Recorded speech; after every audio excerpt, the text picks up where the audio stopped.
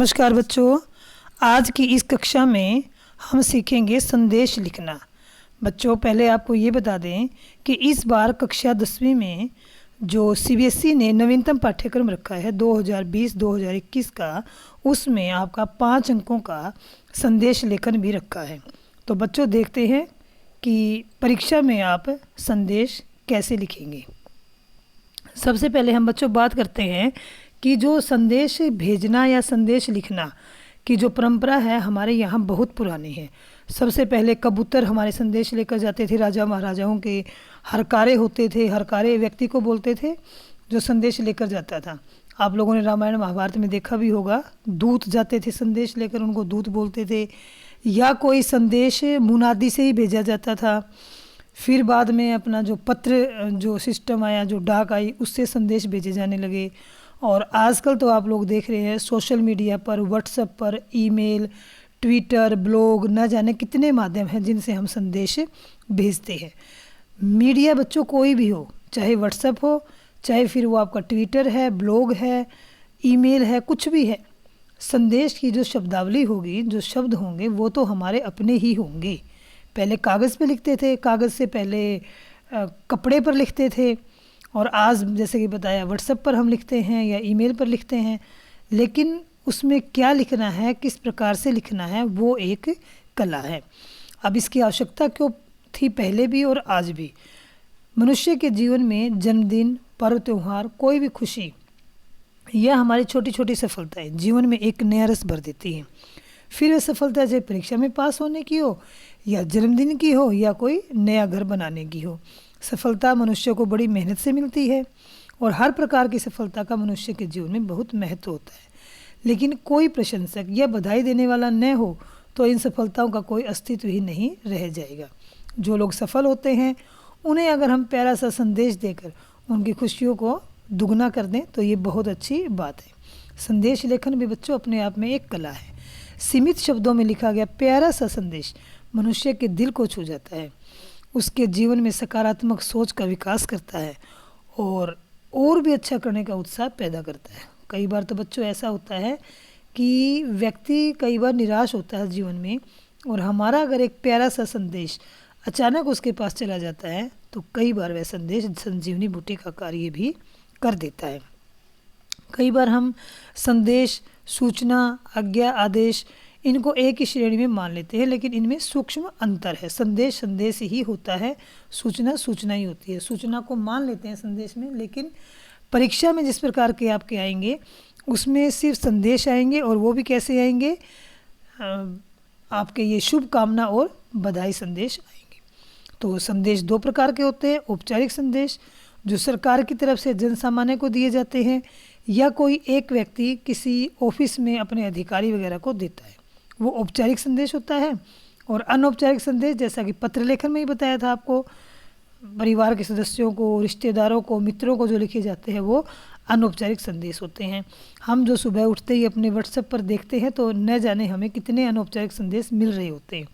Good morning का संदेश हमें मिलता है, हमारा जन्मदिन होता है तो हमारा पूरा फ़ोन ही इन संदेशों से भर जाता है। दीपावली है, दशहरा है, कोई भी त्यौहार है, हमें ये संदेश मिलते हैं। तो हम देखते हैं परीक्षा में जब आपका ये संदेश लेखन आएगा तो आपको किस प्रकार से लिखना है। संदेश लेखन के बच्चों सबसे पहले नियम देख लीजिए। संदेश एक आयताकार बॉक्स में होना चाहिए। आपको अगर आइडिया नहीं है कि आप जो लिखेंगे वो आयताकार बॉक्स में रहेगा या नहीं रहेगा, तो उसके लिए आप पहले लिख लीजिएगा और फिर उसको आप बॉक्स में बंद कर सकते हैं।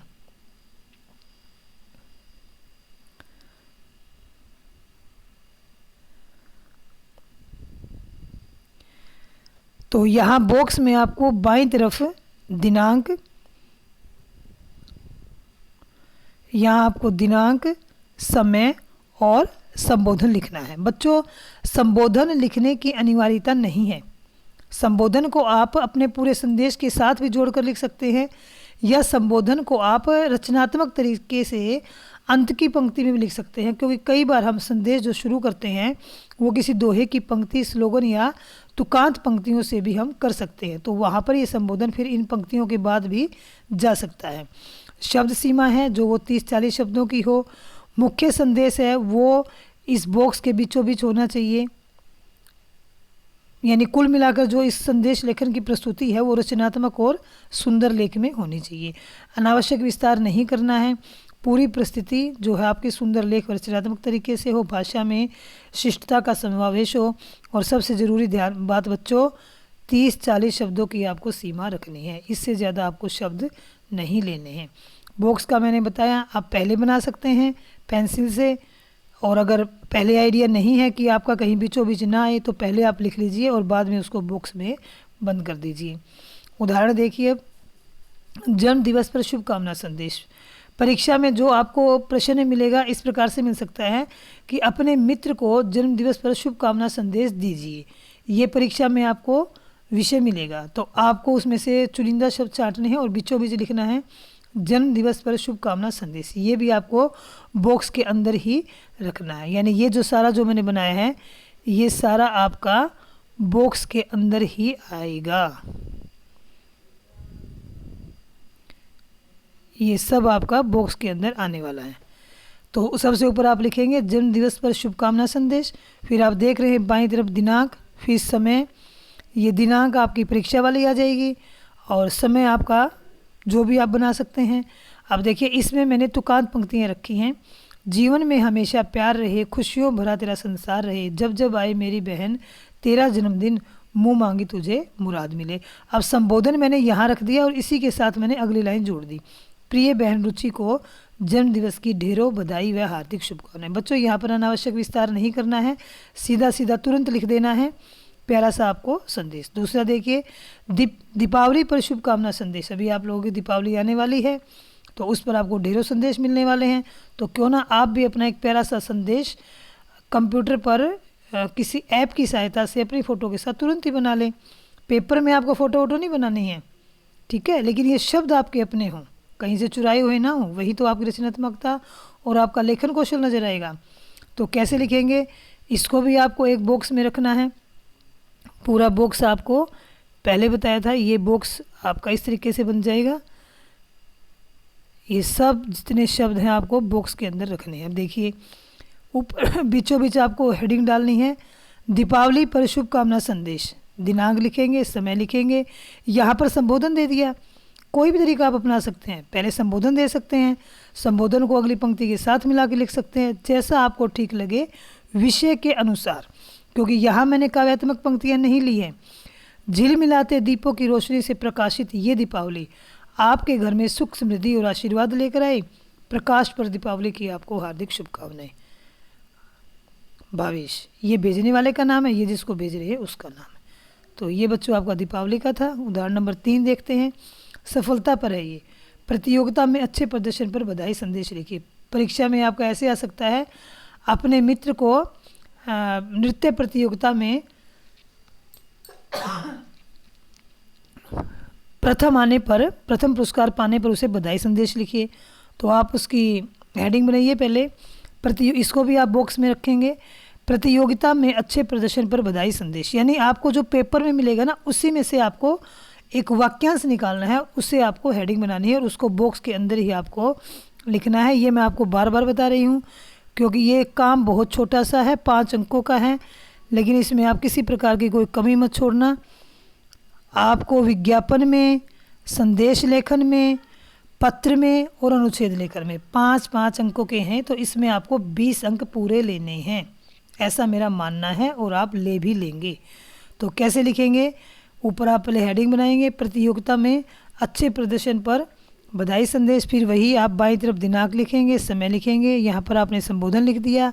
संबोधन मैंने बताया यहाँ पर आपकी रचनात्मकता अगर चलती है तो आप इस संबोधन को एंड में ले जा सकते हैं या लाइन के साथ भी आप लिख सकते हैं।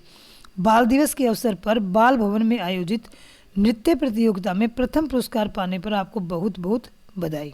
बड़ों का आशीर्वाद और ईश्वर की कृपा आप पर सदा बनी रहे, आप सदा खुश रहें। अंकिता भेजने वाली बच्ची है और भावना को भेजा गया है। शब्द आप गिन लीजिएगा, अगर आपको लगता है कि शब्द सीमा ज़्यादा है तो आप इस लाइन को काट दीजिएगा, ठीक है। तो इस प्रकार से आपको ये संदेश लिखना है, ये शब्द आपको गिन कर रखने हैं। अगला देखिए, गृह प्रवेश पर बधाई व शुभकामना संदेश।